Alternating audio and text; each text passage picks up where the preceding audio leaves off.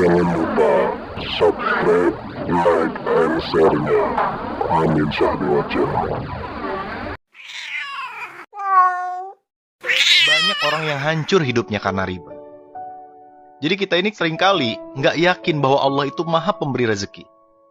Dan inilah penyebab utama mengapa manusia terlibat dengan riba.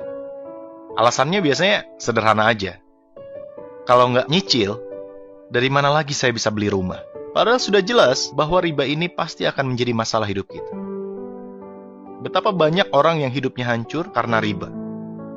Ya leasing lah, rentenir lah, pinjem bank lah, dan sebagainya. Lucunya, menyelesaikan masalahnya pun sama kembali dengan riba. Akhirnya, masalahnya meluas dan membesar, dan dampak terbesarnya biasanya siapa coba? Keluarga kita. Kan kasihan kan? Keluarga itulah yang akan pertama kali menjadi susah karena dampak riba yang kita lakukan. Nauzubillah min dzalik. Allah itu menguji kita dengan kesulitan, misalnya kesulitan ekonomi, karena Allah ingin melihat respon kita terhadap ujian tersebut. Allah ingin melihat apakah kita akan mengikuti petunjuk yang Allah ridhoi, atau mengambil jalan pintas sesuatu yang Allah benci.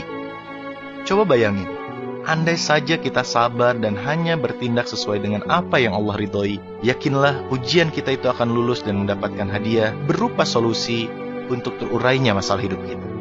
Tapi sayangnya nih, kebanyakan manusia selalu kembali memilih jalan yang Allah benci. Hingga akhirnya apa coba?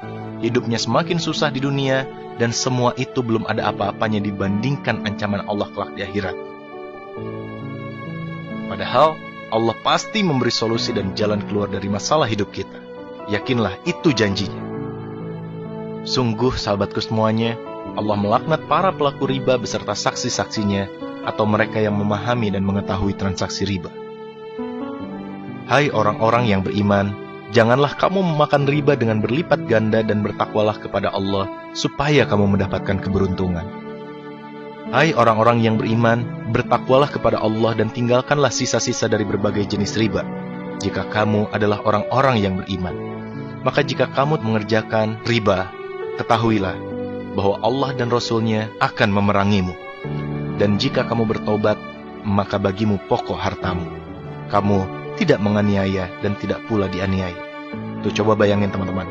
Allah dan Rasul-Nya akan memerangimu. Ini bayangin nih, kelak besok lusa di akhirat kita melihat Nabi Muhammad SAW, kita ingin memeluk Rasulullah, kita ingin mencium tangannya, kita mencintai dan merindukannya, tapi tiba-tiba Rasulullah mengangkat pedangnya dan berkata, engkaukah yang selama ini menantang berperang dengan Allah dan denganku? Nauzubillah min dzalik. Jabir berkata bahwa Rasulullah SAW mengutuk orang yang menerima riba, orang yang membayarnya, orang yang mencatatnya, dan 2 orang saksinya. Kemudian beliau bersabda, mereka itu semuanya sama. Mari kita berbenah diri, jauhkan diri dan anak-anak kita dari riba, sebelum hancur hidup kita. Bayangkan kita beli rumah, beli mobil, ada uang riba di dalamnya. Kita sholat, kita beribadah, kita bekerja, menggunakan fasilitas itu, sedangkan Allah tidak ridho akan fasilitas itu. Kira-kira gimana ibadah kita? Nauzubillahi min dzalik. So, yakinlah bahwa Allah adalah sebaik-baik penolong. Rezeki akan Allah datangkan dari tempat yang tidak pernah kita duga. Maka kuatkan keimanan, luruskan niat, dan hiduplah hanya sesuai dengan apa yang Allah ridhoi. Wallahu a'lam bishawab.